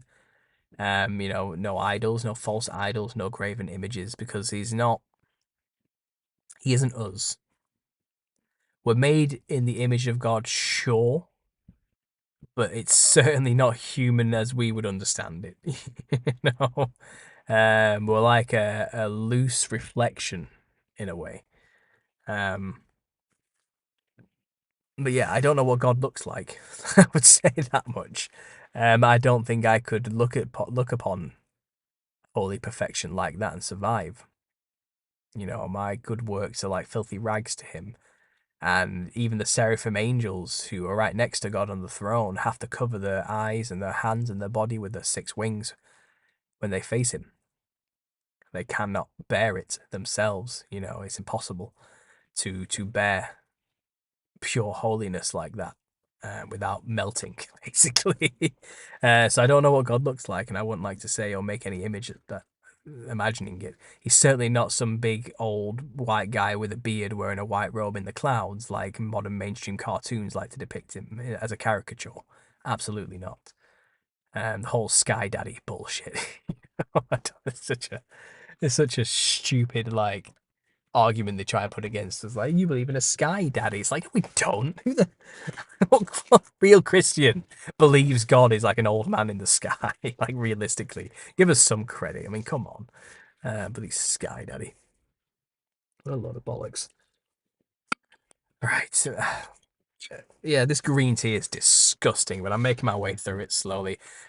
For me, for my health, my future, and hoping I get to stick around to see my kid grow old, I have to drink this disgusting stuff. Ugh. It's only warm. It's not even hot anymore. That makes it worse. God, please help me. Oh, maybe I can't put honey in this. I can't put sugar in it or anything because sugar it makes me absorb more iron. I have to avoid sugar at all costs. Right, what else is going on here? Advertising poor, says Mystery. I'm sorry about that. Um,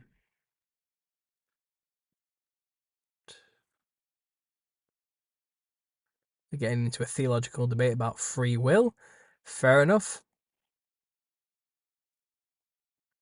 What is holding back the hordes of hell or the lawless ones? Angels appointed by God.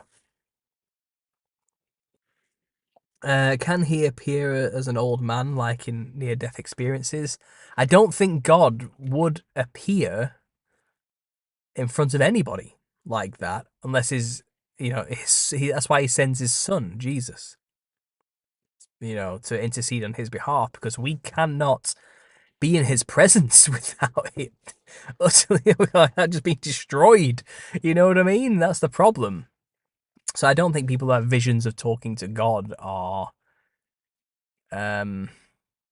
I don't know if they really are, to be honest. I mean, all things are possible with God. I'm sure God can manifest in a form in which a human can handle. Sure. Like God came and wrestled with Jacob, and the burning bush as well. Yeah, I guess there are means in which God can channel himself to communicate with man in many ways, but we don't know exactly what form is true to him in that way. So it's tough to say. Thoughts on the blue-eyed mummies in Egypt and China? Are these human descendants of Nephilim? Likely. Most ancient kings and rulers of that really, really far ancient past, um, were Nephilim, post and just pre and just post flood. And most human people who have put themselves into positions of kingship and power ever since are believed to be the descendants of them. So yes. Um, Try red tea. Well, as far as I'm aware, green tea has the tannins I need to chelate and stop the absorption of iron. So that's why I'm having green tea. Take the extract, don't need to make tea. I like a hot drink. And I thought I'd give this a go. This is the quickest, easiest, most effective way to get it straight into me. So this is what I'm doing.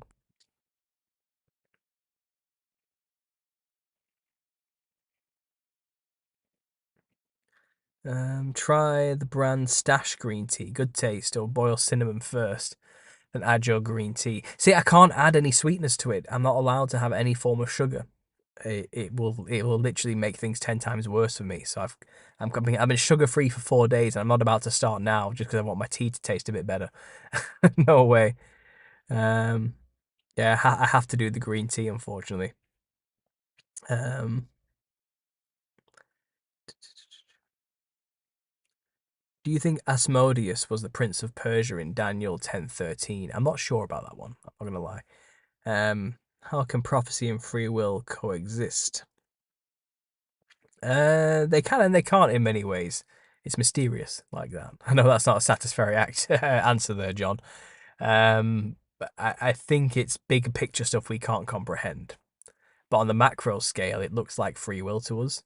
But on the micro scale, it feels like and looks like we have free will.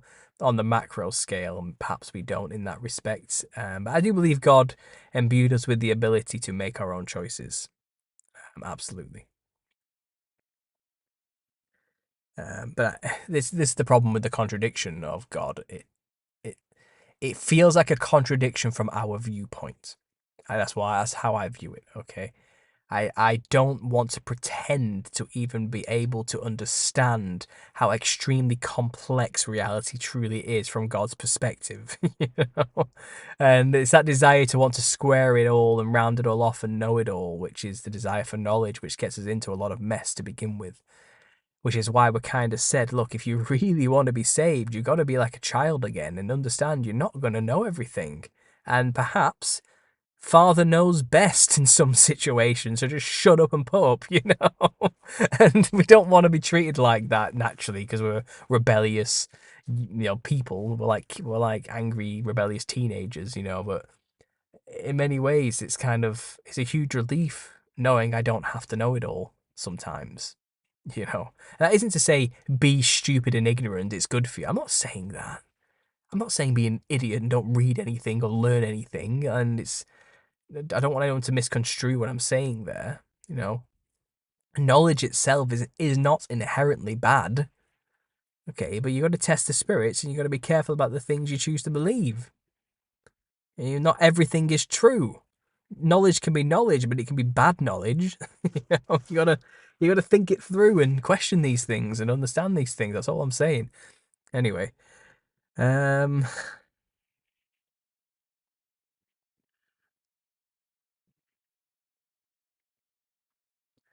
how something about hang on, let's this. Let's say. Hashtag Nephilim. The problem with that idea is how spiritual beings can have DNA to produce hybrids with women. Do they have bodies with sex organs? Says Sansi. Yes. Angels can manifest into a physical form through an oikotarian, as it's known in biblical terms. Fallen angels can sorry, never mind fallen, just angels, period, fallen or not, can manifest physically in any form and shape they want. If they want to produce sperm, they will produce sperm. Nothing's stopping them, okay? They have that ability. Okay? Angels can take physical form through something called an oikotarian. Right? Angels visited people, on many occasions in the Bible in physical form. I believe the people of Sodom tried to rape two of them because they thought they were really beautiful when they saw them. These two young men they thought, which were actually angels. Angels can take physical form and they can lust after women and have sex with them if they want to. They just shouldn't. They're not supposed to. People say, oh, well, angels don't take wives or marry. It says so right here. Yeah, you're right. They don't because they shouldn't. That doesn't mean they can't. Okay? They shouldn't. They're not supposed to take wives and marry, but it wouldn't be much of a rebellion otherwise, would it? No. And they rebelled and did it anyway. That's the problem. Okay, that's the issue. And I don't know, a lot of people get really confused with that concept for some reason. Like, it baffles them beyond belief, and it's kind of a what? Of course they can. Of course they can take physical form. I mean, most of Greek mythology is about the gods taking any damn form they please to deceive people into raping them. Okay? I think Zeus, a king, one of the Greek kings, which was a man, went away on business for like a few months, right? And Zeus took his form and pretended to be the king so he could rape the wife of the king for 3 months. Okay. Just so he could sleep with the wife for 3 months, and that's what he did. All right. And that's just one of the many, many, like over like 70 cases documented where Zeus took the form of something so he could rape the woman. Right? It happened. These things are way beyond our understanding and capability and abilities. Yeah, so I'm not going to deny it. Okay. Um, Your thoughts on healing by evil spirit removal, disease, blindness, lame, madness, health, etc. Look, Jesus Christ healed the blind and the dead. He raised the dead for God's sake. I can believe it's possible. Yeah, with enough faith, you can move mountains. And you can heal yourself of sickness. Absolutely. I mean, I pray every day, that my sickness gets healed, but it doesn't always. And there's been cases where I know I've been looked after and I prayed and my prayers have come true, but there's times where they haven't. Um, I think it's more of a prayer is more of a petition for God to do something. It doesn't mean He has to. Do you understand? And even Jesus Christ described it. When I was listening to the Book of John the other day, an audio book. It's talking. He was talking about, this person has been made ill, so people can witness me healing them. There's a purpose behind it. There's a reasoning behind it why God does what He does. Do you get what I mean? And when people get ill, it might, from our perspective, it might seem like a cruel, horrible thing to happen. It's to a person who doesn't deserve it. But for what's about to come out of that, may be God's original purpose, and it may cause more good in the end. For whatever purpose that is. So I don't know. Causing miracles and healing, absolutely. Um, That's what I remember in classical Greek art history class. Lots of rape. Yeah, they were all doing it, not just Zeus, honestly. And that's why there were so many demigods and Nephilim and hybrid creatures all over the place during that time. They were going wild, honestly.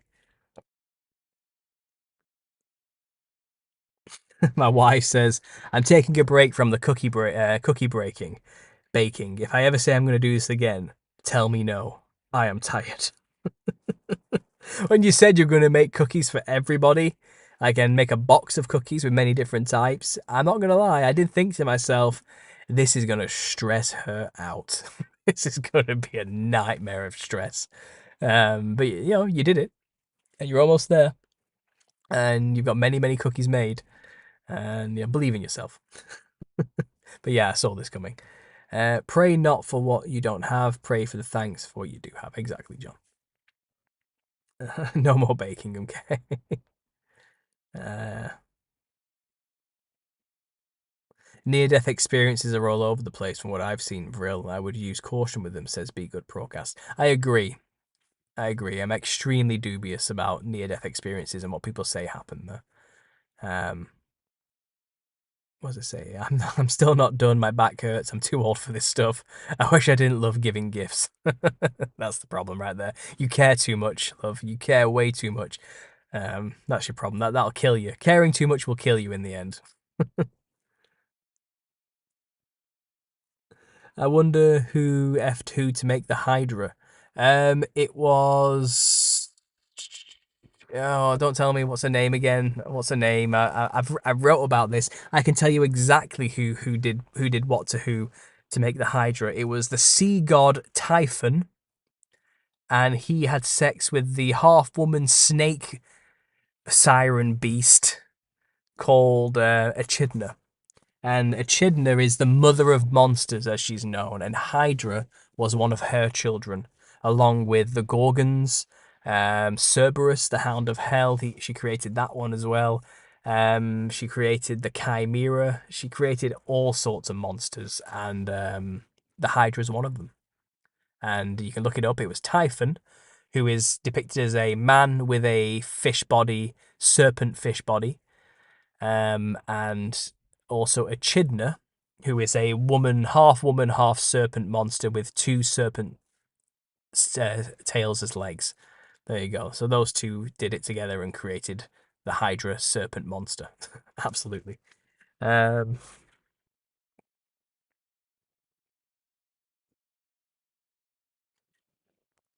uh, Amazon next year, Keely. That's right. Yeah. Um, Echidna. Yeah, Echidna, exactly. So Drenga knows. There we go.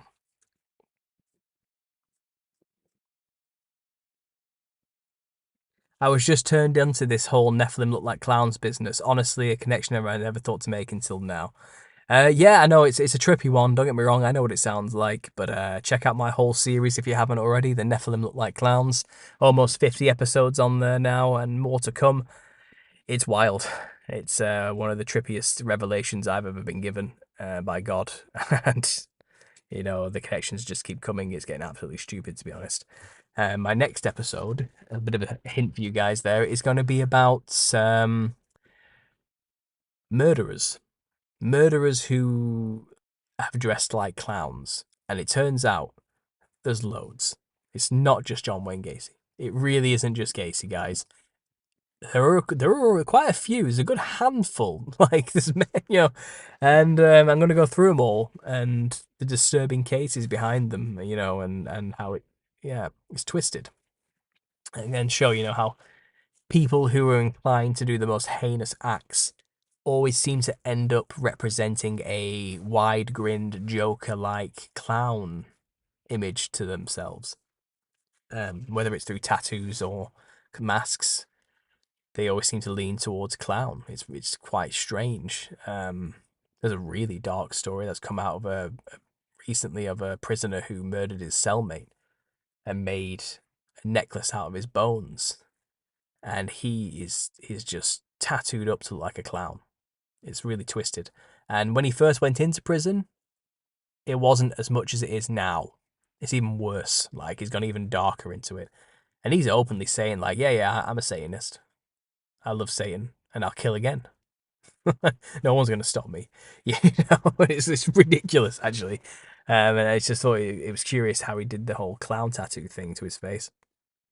And there's quite a few. There's quite a few murderers and killers out there and psychopaths who like to clown themselves up. Yeah. So that's the next episode of the Nephilim look like clowns, and I'll go into the whole possession argument and the channeling argument and how this is just another example of in the modern Western world of the same thing. Absolutely. That sounds lovely. I know it's rough, isn't it? This is the dark. We're peeking into the darkness here, really, aren't we? So none of this is yeah, this is rough. this. I'm staring into the abyss, I think, guys, and I think it's starting to stare back. No, I'm all right. I'm okay. I'm joking. I'm okay. I got a sense of humor about all this stuff, as hard as it is. Right, guys, I'm going to start calling it the end in about 5 minutes. So if you're going to want to get any last questions in, if you want to show any support, or if you want to go and I don't know, subscribe to Tales Under the Big Top, me and my wife's podcast, that would be great. My phone is popping off for some reason. Let me just check why that's happening. That's unusual. It's Discord. Discord. Don't forget to join the Telegram group if you haven't already, guys. I do have a Telegram group where you can share ideas with me and all the other members of the gang. There's quite a few of us in there now, and we're always sharing stuff, which is quite cool. Links down below to the Telegram if you haven't joined already. Come check it out. Come join in. You can talk to me regularly on there as well. I'm always on there with everybody.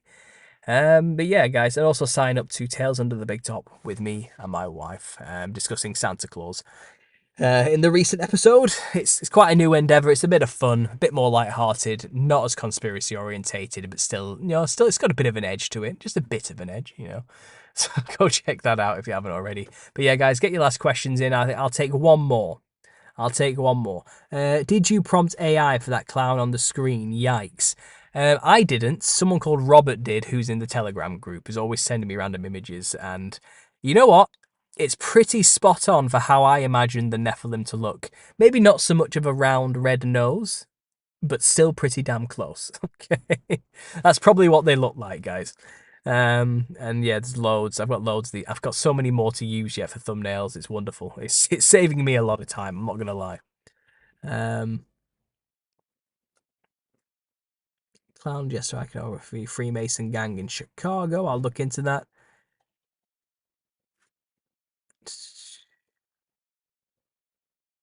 Talking about gangs there. Sasquatch. Do you think Sasquatch are in the Nephilim program? I don't know what the Nephilim program is. Also related to the cow mutilations. No blood.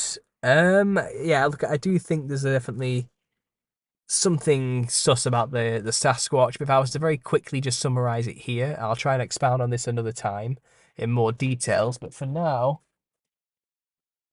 sorry, someone's just flashing behind me. I don't know what about there. But for now, what I will say is the Sasquatch is likely a descendant of the original Nephilim, because the original Nephilim, which are half angel, half human, they also had sex with women and created half Nephilim, half human, and they were known as the Nephil. And then those half Nephilim, half humans then mated with humans again and created like quarter Nephilim human monsters, which were called the Eliud. Then they did the same, which created like an eighth version of Nephilim human hybrid, which created the Elio. It's likely the Sasquatch are one of those descendants, and they became, in European terms, the wild man symbol. But they're all over the earth in different forms. But they are likely descendants of the original Nephilim's children's children's children, and they survived into the modern age. I don't think they're hybridized humans simply because of the powers the Sasquatch seems to have. They seem to have reality bending powers and the ability to teleport. They're very ethereal as well as physical in many weird ways and telepathic, and I think that's gifted to them by the slightly angelic blood. Okay, so I think that's my theory working so far. All right, but I couldn't say for sure, but from my research, I think that's what's going on there. Um, and as for the abductions of cows and genetic engineering of animals, it's all just about trying to work out a new way to genetically corrupt creation. That's what it's always been about. It's never changed. Um, Michael, who says there's an idea going around that the dispersal of Babel, which each group of people got an angel looking over them to govern them. Have you heard of any info on that? I haven't actually. Now you mention it, it rings a bell. I think I've heard someone mention it in passing, but I haven't researched that topic, so I'm afraid I'm not going to be any insight on that one, unfortunately. But thanks for sharing. Bigfoot is real, yes. Seems so. Appreciate your knowledge. Right, guys, I've hit the 2 hour mark. I'm going to call it a night now. This is going to be the end of this stream. Thanks for joining me. I probably won't be going live now till after the holiday period. I'm going to be pretty busy now for the next 3 days. I will release another clip from my last live show talking about artists and how they're all just con men who steal stuff from pagan cultures and put it in a gallery and call it their own. So I'm going to release that random clip maybe tomorrow or maybe Christmas or something. But I'll have some fresh content for you in the new year, absolutely. I'm going to make more episodes to the Nephilim Look Like Clowns series. I'll probably have more interviews to do as well, all sorts of things going on. But yeah, guys, I'm going to leave it here for now. Thanks for listening. Stay safe over this holiday period. I'm not going to say Merry Christmas because I don't support it in that way, but just stay safe, all right, guys. It's a minefield out there, but yeah, God bless you all, and thanks for listening.